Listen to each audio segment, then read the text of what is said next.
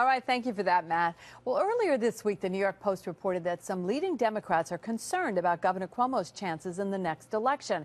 And now one writer for the Washington Post is also calling for Democrats to replace him. And joining us now to talk more about it is our political analyst, New York Post state editor, Fred Dicker, joining us as he does from Albany. And Fred, this is sort of a follow-up on what we were talking about yesterday. And to quote from this article in the Washington Post, I'll just read the last line.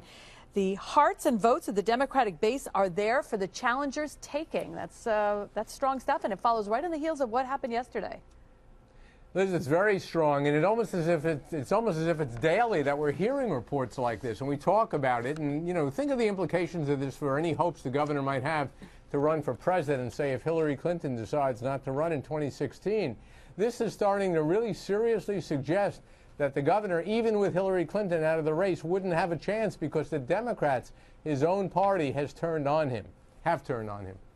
Okay. And get the grammar right. All right. So we're starting to see this snowball roll, which we don't even like to say that word this week, but around here, really.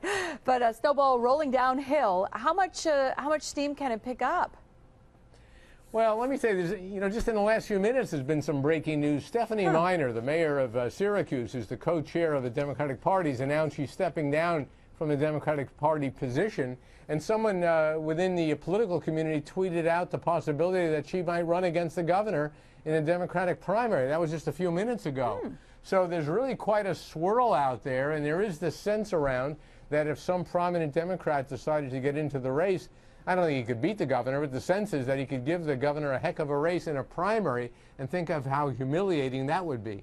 So how does the governor do damage control at this point? I mean, he's obviously a savvy politician. He's not going to let this just happen to him.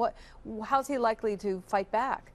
Liz, you're absolutely right. He's got to do something dramatic. One possibility, and just quickly, because we could discuss it at some length, is that he may turn on the Senate Republicans, who he's been fairly allied with, Dean Skelos, and the Republicans who've worked closely with him. As soon as the legislative session is over, he could turn on them, say he's going to lead the campaign to have the Democrats take back the Senate as a way of proving his bona fides within his own party.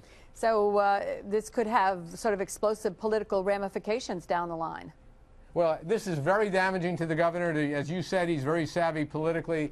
He's going to try to fight back against this. It remains to be seen how that's going to happen. All right, let's talk about it again. Thank you very much for being with us tonight. And don't forget, you can hear Fred's radio program. It's live from the state capitol, and it's weekday mornings from 10 to 11 on Talk 1300 AM.